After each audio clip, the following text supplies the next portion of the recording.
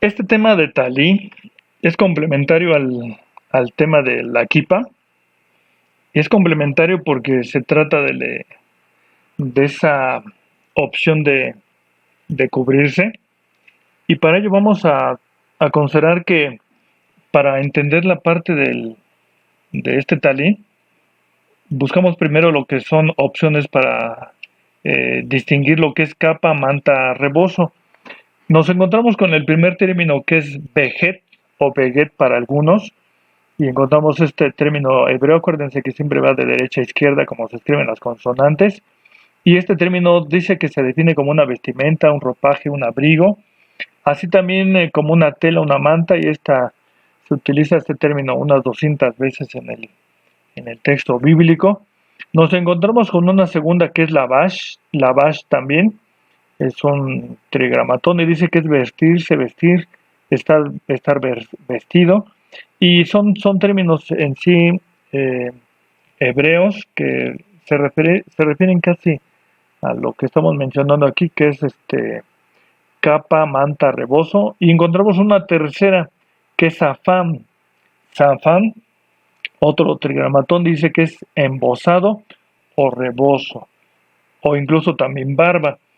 Este término que vamos a ver aquí, también lo buscamos en el griego, y en el griego nos encontramos esta palabra que es imatión. Imatión también significa capa, manto, ropa y vestido. Quisimos buscarlo así para dar una idea mejor de lo que vamos a ver aquí a través de esta presentación. Y encontramos aquí el primer término de lo que es talí, lo que se puede referir a talí, y nos encontramos con este término de cuatro consonantes, y, y dice aquí, dice, se trata de un accesorio religioso judío en forma de chal, utilizado en los servicios religiosos del judaísmo. Si te diste cuenta, no encontramos este término talí en el texto bíblico, por eso no aparece un número strong, sino más buscamos en el vocabulario judío y encontramos esto que se refiere al talí. Y dice aquí que hay otra especie de talí que le llaman talí gadol, que es de otro rango, o le llaman gran talí. Es utilizado por los hombres en el momento de la oración de la sinagoga y en el momento de la oración saharit, la primera oración de la mañana, así se le llama. Pero también vimos aquí, entre la información que encontramos, dice, entre los judíos askenazis, la costumbre de cubrirse con talit gadol está reservado solamente a los hombres casados. Pueden cubrirse con talit gadol solo en ocasiones especiales, como cuando están llamados a leer la Torá en la sinagoga. Pero ponte muy listo porque solamente lo pueden usar los hombres que están casados, de acuerdo con lo que vemos aquí de los askenazitas. También encontramos más aquí acerca de lo que son los judíos orientales, y dice que también son denominados Mizraim, y tienen la costumbre de cubrirse con talit gadol desde la edad de los 3 años. Ellos cambian un poquito la modalidad, no solamente son los casados para ellos. Cuando el niño ha celebrado su bar mitzvah, incluso antes de la ceremonia, las comunidades conservadoras y reformistas permiten que las mujeres hagan uso del talit gadol. Vean cómo puede cambiar los judíos no siempre son iguales, según la región cambian de costumbres. Y tenemos aquí algo muy importante. Dice, la bandera del Estado de Israel se basa en los colores de un talit gadol askenazita, pues la bandera está formada por una estrella de David azul y por dos franjas azules sobre un fondo blanco. El talit gadol askenazita se diferencia del sefardita tan solo por los colores.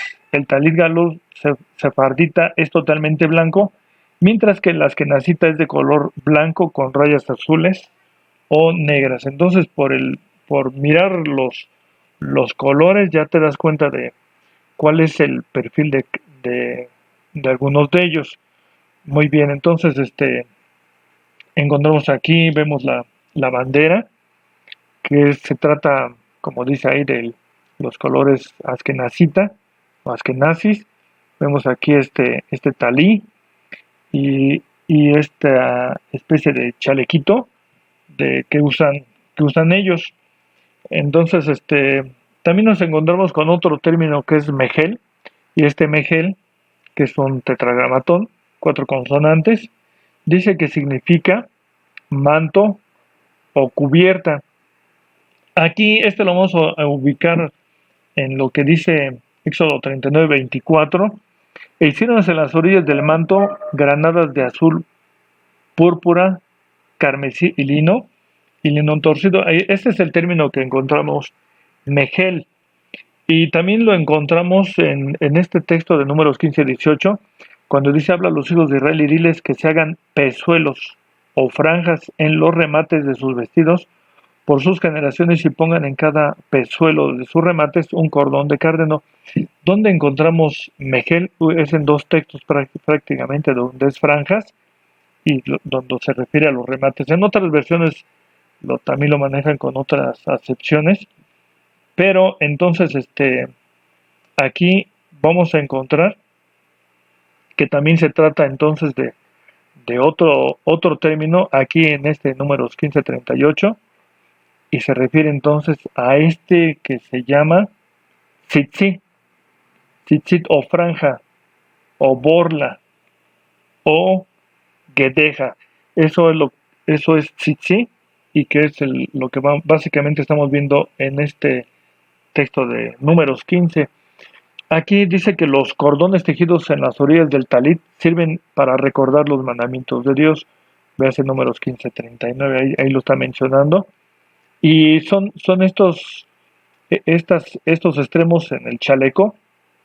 Ven cómo hay algunos más largos. Pero sí, el texto dice que esto te sirve para observar y para recordar los mandamientos. Eso es cierto también. ¿Sí? Entonces ahí vemos el término tzitzit, que es un término hebreo, y nos dice aquí que tzitzit significa propiamente franjas, bordes, señal, guedejas, mechones. Eso es lo que significa.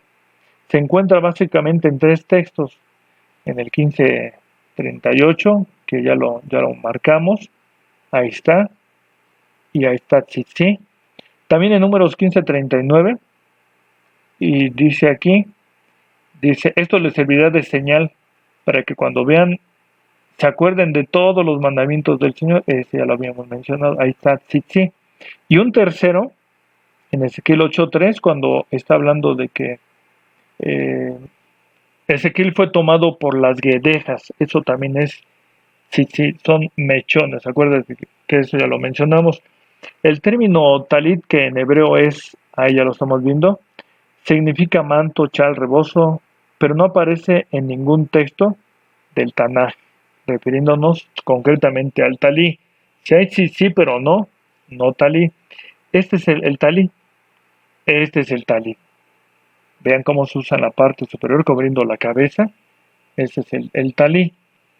Entonces, nos encontramos con otro término que significa capa, que es alma. Y este término salma, con sus respectivas consonantes, dice aquí que significa propiamente capa.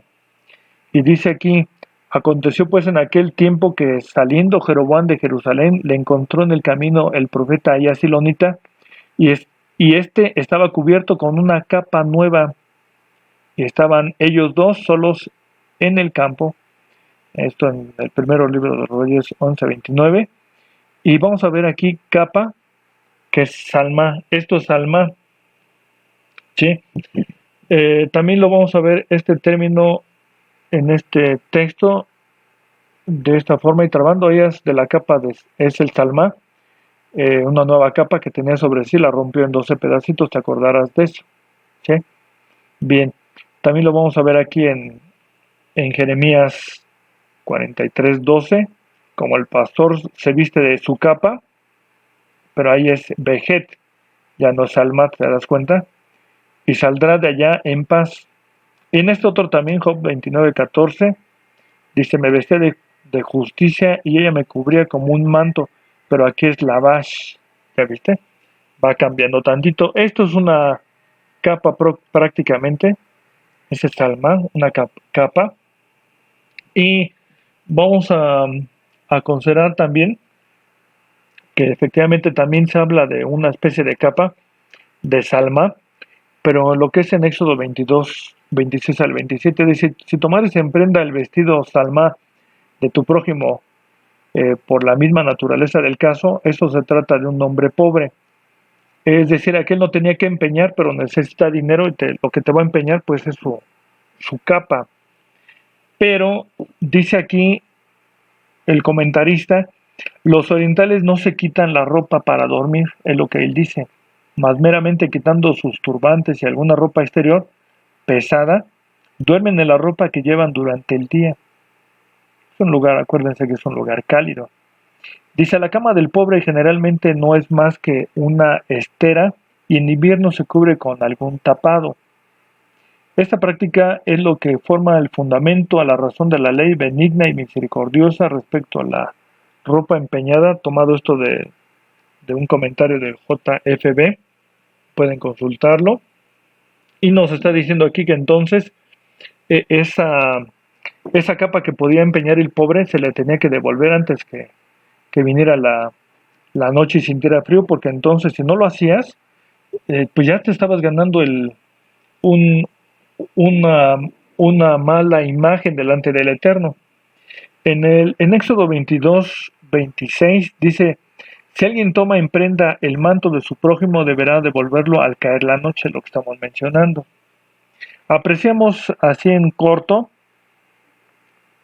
tres diferentes mantos.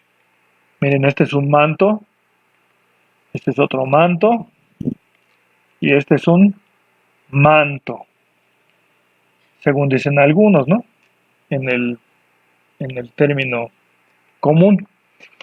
En Mateo 9:20, de acuerdo con este código, dice así, mas sucedió que mientras caminaban una mujer que padecía de flujo de sangre por 2 años, acercándose por detrás extendiendo su manto hasta tocar uno de los tzitzí de su talit. Estos escritores del código irreal, ellos toman el término tzitzí y dicen que ahí aparece tzitzí y aparece en el talit. De hecho, eso no lo dice en el texto original, pero ellos lo quieren agregar así. Dice, es la única versión que utiliza los términos en esta cita tzitzí y talit.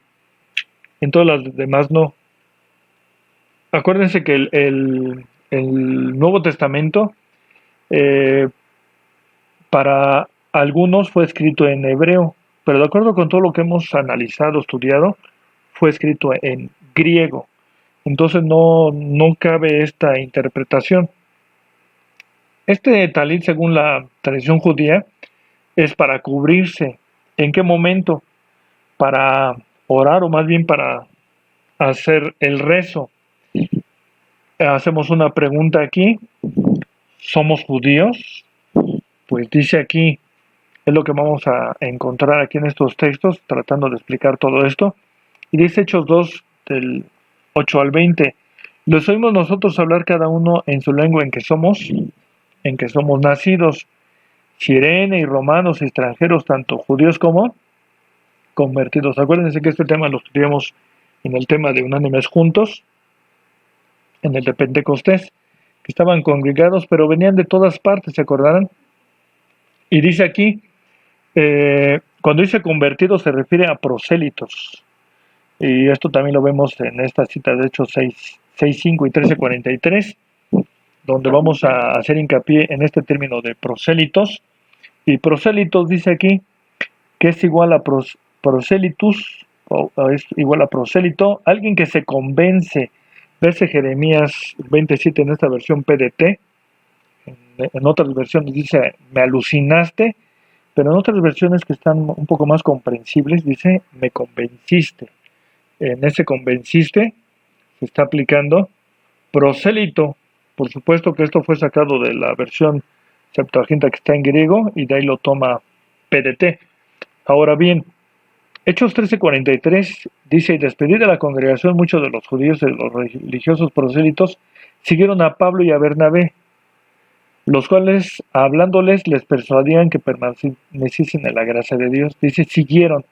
Esta es la parte que vamos a acompañar para entender un poquito esto. Dice que es de acolouteo, que significa compañero, seguidor, uno que va por el mismo camino. Entonces, esos prosélitos que siguen a Pablo eh, son esas personas que veían a Pablo y querían ser igual que Pablo. Por eso Pablo dice en otro momento en Corintios, sed imitadores de mí, así como yo, de Cristo. Entonces, judíos, ¿quiénes son?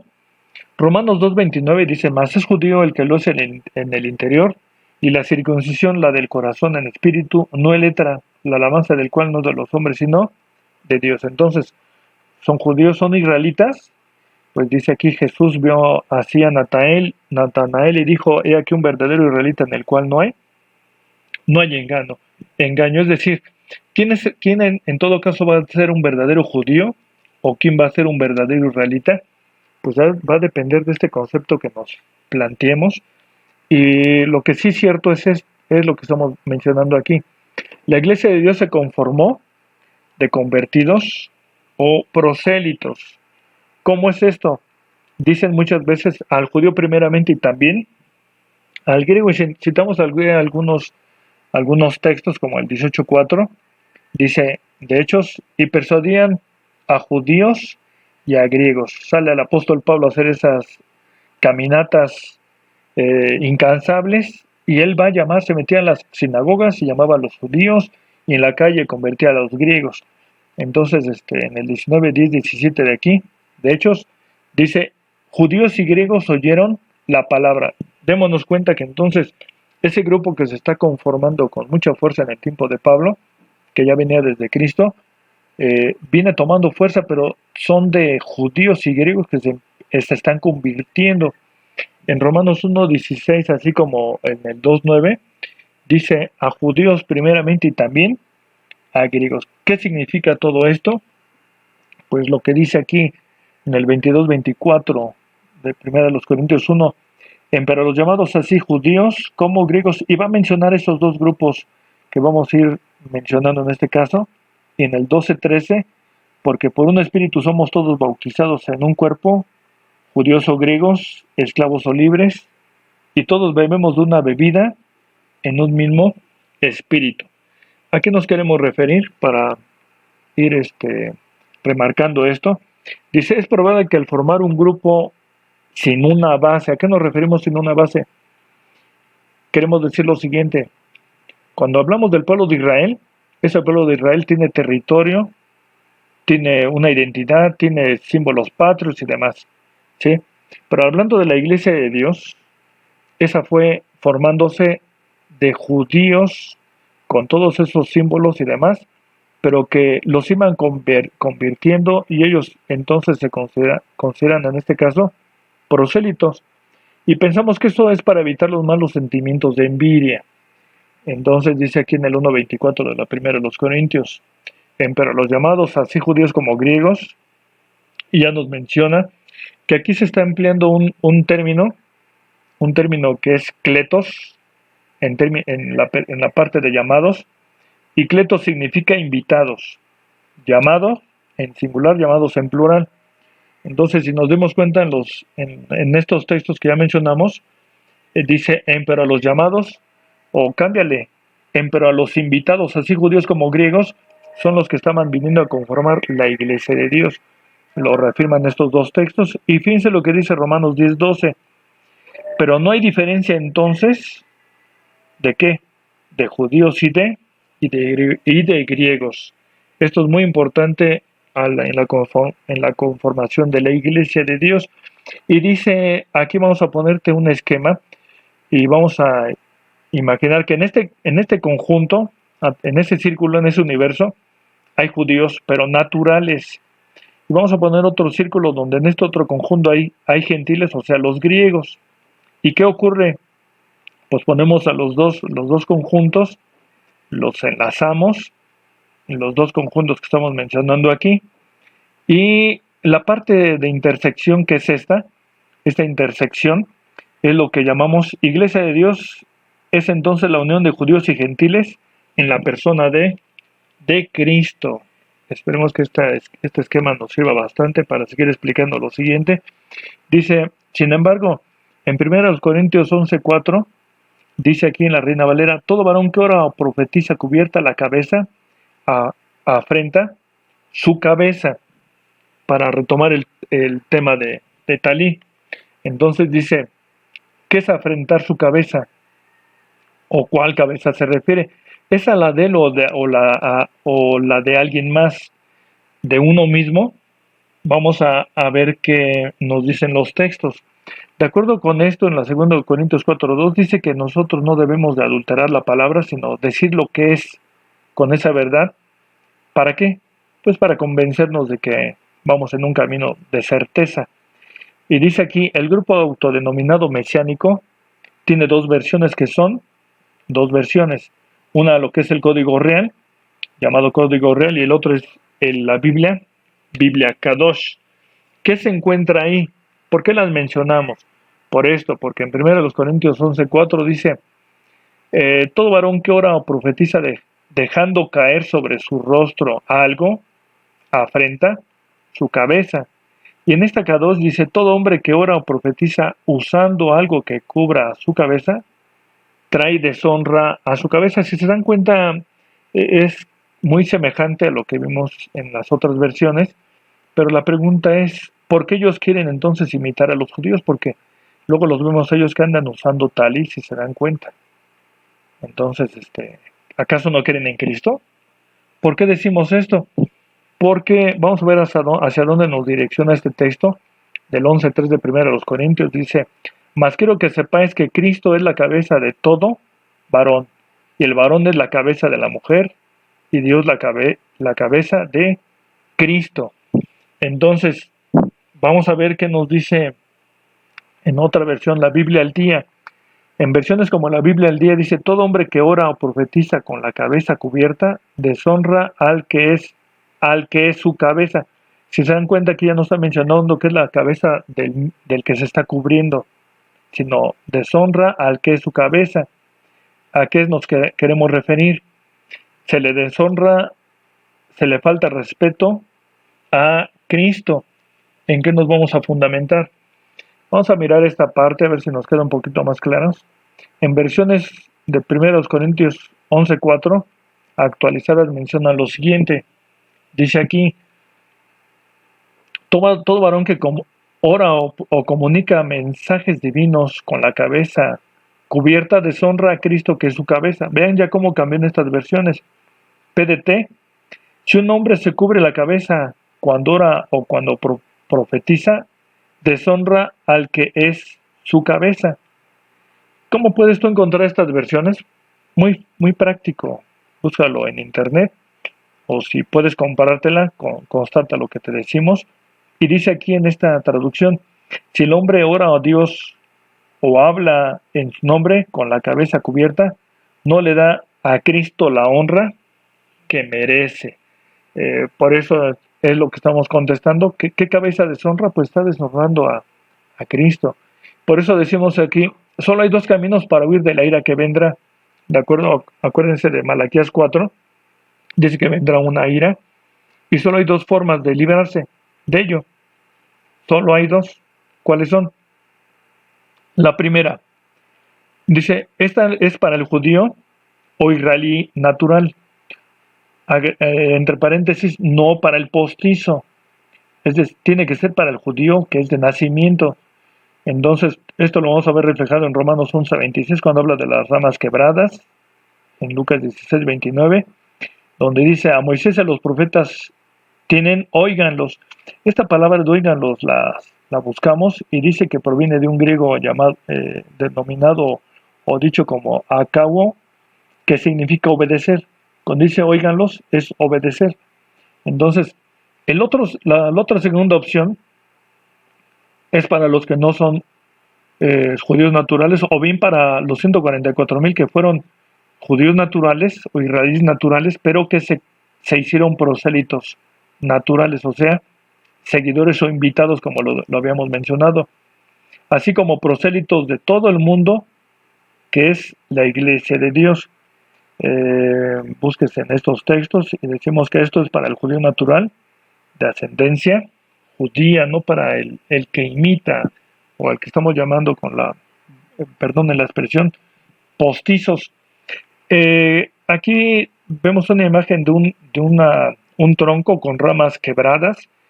¿Quiénes son esas ramas quebradas? Dice, ¿a quién se representa? Romanos 11:17 dice, si algunas de las ramas fueron quebradas, mucha atención, dice aquí, Hechos 4:27, porque verdaderamente se juntaron en esta ciudad contra tu santo Hijo Jesús, al cual ungiste. Este es un texto muy importante porque vamos a llegar a la conclusión quiénes son las ramas quebradas. Y dice aquí que quienes estuvieron en contra del Hijo de Dios, pues el famoso Herodes, el otro, el llamado Poncio Pilato. También estuvieron los gentiles, pero aquí ¿qué creen? Y los pueblos de Israel. Menciona este texto los pueblos de Israel. Vamos a detallar esto así brevemente. Aquí cuando dice Herodes, es Herodes Antipas, que vivió entre los años 20 al año 39 después de la era común. 20 antes de la era común al 39 después de la era común. Y gobernó, precisamente cuando muere el anterior, acuérdense de Herodes el Grande, este otro es el Herodes el Tetrarca, y este gobernó del 4 antes de la era común al 39 después de la era común. Dice aquí, Pilato gobernó, era como tipo gobierno, pero por regiones menores, y dice, gobernó del 26 al 36 de la era común. Y en la parte verde que ponemos aquí, es la parte que vamos a comentar acerca de las ramas quebradas. Dice, en Marcos 15:8 se habla de una multitud. Aquí se usa una palabra griega que es oklos. Y este oklos significa multitud mixta, tanto judíos, israelíes y gentiles. ¿Qué significa esto? Que cuando nos dice el texto, dice, ¿cuánto pensáis que será más digno de mayor castigo? 1. El texto lo vamos a fraccionar. Mayor castigo o peor castigo. Dice, seguimos con el texto. En el 2, el que hollara el Hijo de Dios y tuviere por inmunda su sangre del testamento, en la cual fue santificado, sigue diciendo el texto de Hebreos 10:29. ¿A qué se refiere ese 2? Viene del griego catapateo, que significa atropellar, pisotear, despreciar, dar la espalda. Eso fue lo que hicieron con el Hijo de Dios, y ya dijimos que no solamente fue Herodes, fue Pilato, y no solamente los gentiles, sino también el pueblo de Israel. Y sigue diciendo al final de aquí, e hiciere afrenta al Espíritu de gracia. ¿A qué se refiere? Viene de un griego que es enubrizo, y ese es tratar vejatoriamente con injuria, de uno que se considera superior, insultar. Esto es lo que hicieron con el Maestro. ¿Quiénes? Pues precisamente esos que lo entregaron a la crucifixión, y que ellos abiertamente decían, y que su sangre caiga sobre nosotros y sobre nuestros hijos. Estos son los que menciona aquí, quienes son de mayor condenación, más que esos. Entonces, esos son las ramas quebradas. Y dice aquí, por lo tanto, rechazo,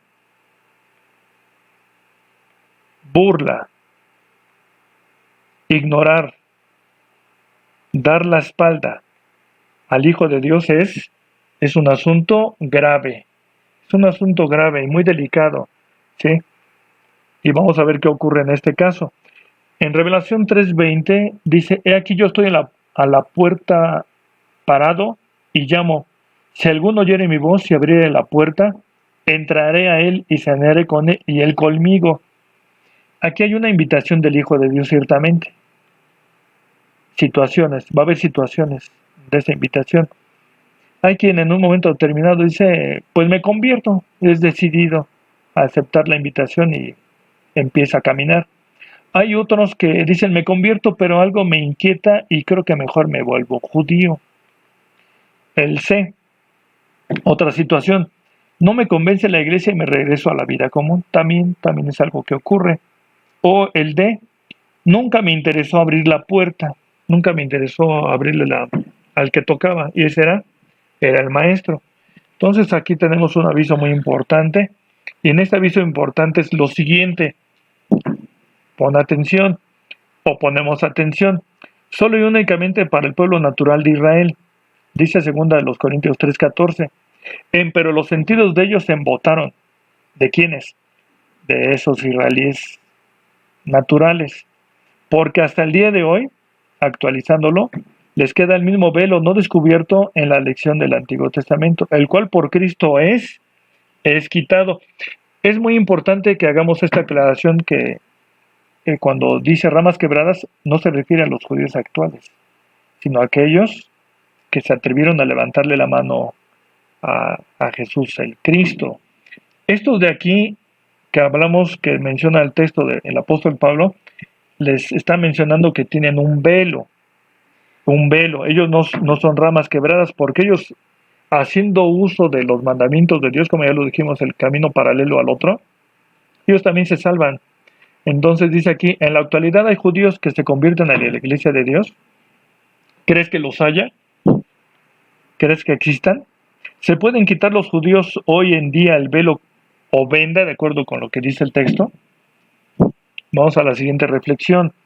El velo venda que tiene el judío es selectivo. Es para no ver a Cristo. Ellos, por más que les hables y les digas y esto y el otro, la gran mayoría no acepta a Cristo. Dicen que ellos van a aceptar lo que será el Mesías, que para nosotros es la segunda venida de Cristo. ¿El velo venda es también para los gentiles? ¿Es también para los gentiles? Dice aquí, ¿hay judíos o israelíes actualmente en la iglesia de Dios? Repetimos la pregunta y observamos estas imágenes. Vemos aquí una venda de un judío que se acaba de convertir a Cristo. Quizás tú no lo conoces, pero acuérdate que la iglesia está en todo el mundo y también los judíos están en todo el mundo. Y no te consta que no haya judíos que se hayan convertido. Entonces por eso nosotros suponemos que esa es una venda de un judío que se la pudo quitar, se convirtió a Cristo y que seguramente está caminando en este camino. Dice aquí, vamos a ilustrar una venda que ciega para no ver a Cristo. Esta es una de ellas, ¿sí? Y también vamos a mencionar aquí a alguien. ¿Qué está haciendo? Como que está buscando. ¿Qué son ellos? Son dos hermanos de la ID buscando la venda que tiró un judío que se acaba de convertir. Es muy importante estas expresiones porque vamos a ver aquí un hombre judío dedicado a honrar a Dios guardando sus mandamientos. Muy celosos, son admirables. Ellos por su naturaleza son los únicos que se salvan negando a Cristo. Son los únicos, nadie más. ¿Sí? Por consiguiente, miramos a este judío, discúlpenme esto, dice ellos espiritualmente tienen la venda que les impide ver a Cristo. Respecto a Cristo tienen una venda. Respecto a los mandamientos no. Por eso ellos son muy celosos de los mandamientos de Dios. Pero dice aquí, y cuando la plenitud de los gentiles entre, todo Israel será salvo, de acuerdo con lo que dice ahí. Ellos se salvan. Ellos negando a Cristo se salvan. Y entonces, ¿qué es lo que vemos aquí? ¿O qué reflexión sacamos? ¿Qué conclusión vamos obteniendo? Lo que dice aquí, no busquemos lo que no es para nosotros los gentiles convertidos, no es para nosotros. No nos pongamos lo que no nos queda, ya que entonces, pues si nos lo ponemos, ¿cómo negar al que nos invitó, al que en un momento tocó la puerta y abrimos la puerta, lo dejamos entrar y de pronto le decimos, salte de aquí? Definitivamente estaremos igual que aquellos que mencionó el texto de Hechos, junto con Pilato y Herodes y todos los demás. Entonces, aquí un dato que sacamos que dice Hazaro, así son llamados, se llaman a los que son convertidos al judaísmo, a los conversos al judaísmo se les llama Hazaros. Fue una información que tomamos, pero que en este caso no sería para nosotros correcto el que nos denominaran Hazaros, el negar a Cristo, sino andemos por este camino que también nos lleva a la salvación. Suscríbete a nuestro canal. Si te gustó este video, danos tu pulgar arriba y compártelo. Recuerda que puedes dejarnos tus dudas y sugerencias aquí abajo en los comentarios. Activa la campanita para recibir notificaciones de cada vez que subamos un nuevo video.